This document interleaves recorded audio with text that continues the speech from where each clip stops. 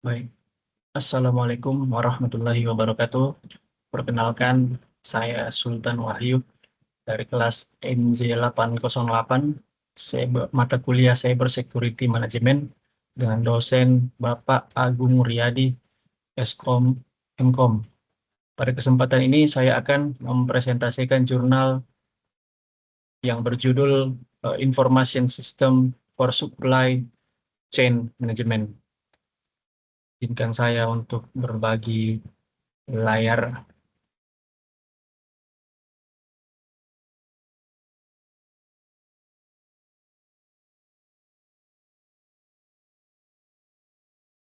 Baik, eh, jurnal ini berjudul Information System for Supply Chain Management, Uncertainties, Risk and Cyber Security, ditulis oleh Andri Boyko, Vira Senrik, dan Olha Boyko.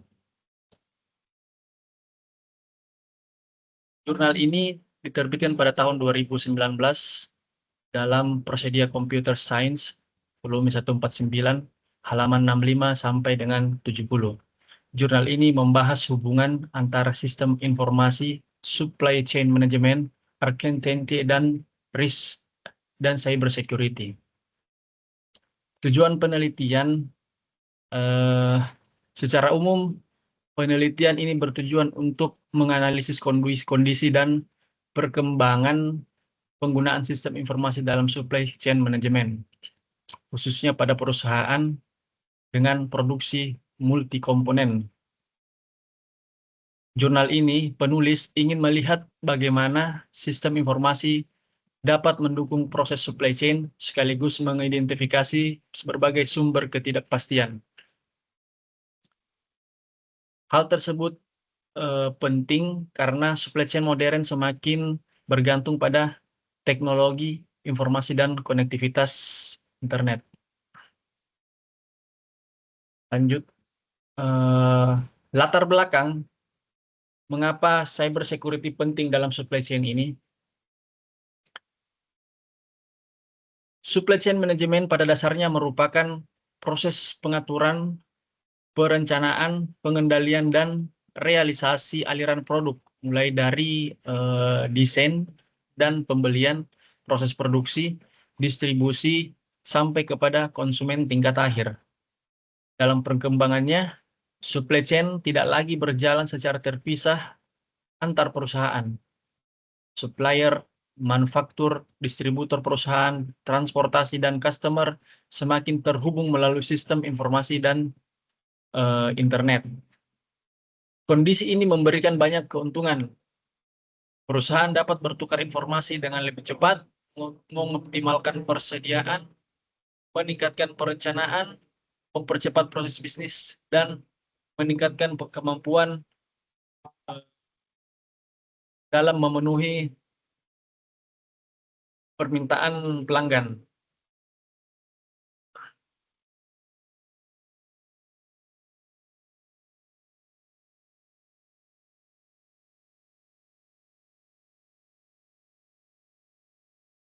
Dalam jurnal dijelaskan bahwa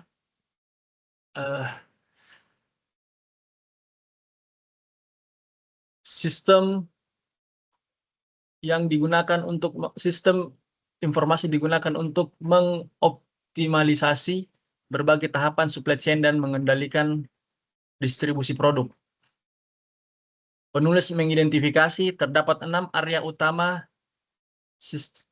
supply chain management, yaitu production, supply, location, warehouse inventory, transportation, dan information. Adapun manfaatnya, yakni meningkatkan level service, kemudian mengoptimalisasi produksi, berkurangnya inventory, semakin tinggi tingkat produktivitas, semakin tinggi tingkat keuntungan, dan kontrol produksi yang semakin optimal. Berikutnya, metode dan fokus pada penelitian. Penelitian ini menggunakan metode kualitatif yang dimulai dari berbagai enterprise, kemudian terdapat tahapan analisis proses supply chain management, kemudian identifikasi dukungan informasi sistem, dan mengidentifikasi ketidakpastian, risiko supply, risiko pasok, dan cyber security risk. Penelitian ini tidak menggunakan variabel independen dan dependen secara formal, karena dia menggunakan metode kualitatif. Berikutnya, kerangka atau fokus analisis. Fokus utama dalam penelitian ini digambarkan mulai dari Information System for Supply Chain Management, kemudian sistem informasi tersebut menghadapi uncertainty dan supply risk. Selain itu, terdapat cyber security risk yang dapat berasal dari berbagai vulnerability. Jurnal juga membahas beberapa kelompok ancaman utama. Pertama ada web attack, ada malware dan spyware, ada business email compromise, ada DevOps, ada cloud, dan ada IoT atau Internet of Things. Ancaman web attack dan malware. Pada bagian ini, jurnal menjelaskan beberapa bentuk web attack. Ada malicious browser extension, ada Trojan, ada web spam, ada fraudulent advertising, ada browser vulnerability, ada clickjacking. Kemudian top malware-nya sendiri, top malware instance berdasarkan jurnal ini pada tahun 2017 hingga 2018, ada Trojan ropers sebanyak 32.737 instance, ada malware 23.979 instance, Trojan redirect browser ada 23.727 instance, dan Trojan bootloader sebanyak 19.922 instance. Berikutnya, ancaman bisnis email compromiser. Ancaman bisnis compromise. Ancaman ini menurut jurnal, BEC merupakan serangan yang menggunakan struktur organisasi dan pegawai perusahaan. Sebagai contoh, attacker terlebih dahulu melakukan riset mengenai suatu organisasi dan pegawai perusahaan pada organisasi tersebut. Setelah itu, attacker dapat membuat email seolah-olah berasal dari CEO atau manajemen perusahaan. Email tersebut kemudian ditujukan kepada pegawai yang memiliki kewenangan melakukan transaksi keuangan.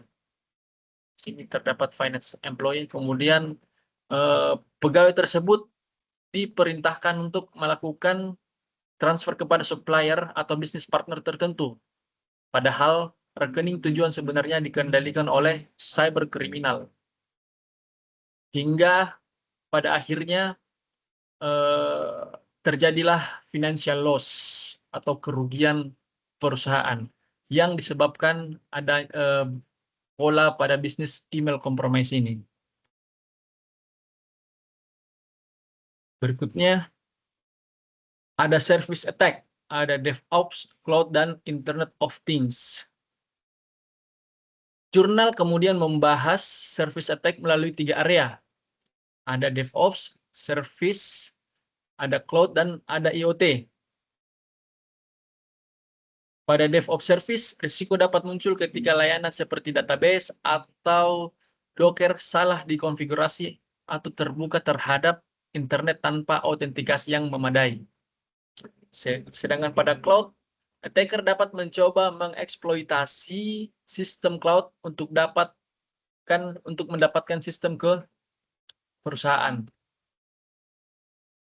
Kemudian pada IoT, Internet of Things, yakni shadow IT dan infrastruktur yang tidak dikelola secara baik. Kemudian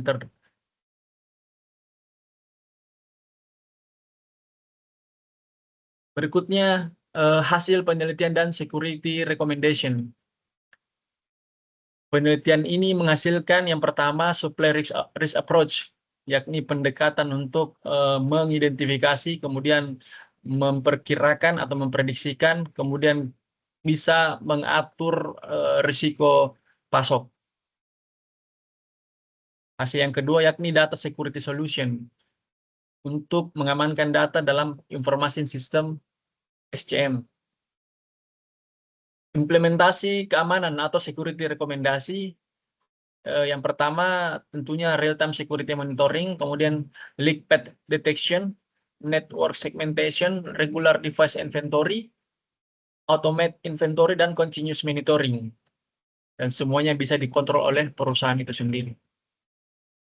Kemudian yang terakhir sebagai kesimpulan, yang pertama, informasi information system dapat meningkatkan integrasi dan efisiensi SCM. Kemudian yang kedua, digital connectivity meningkatkan exposure terhadap cyber threat.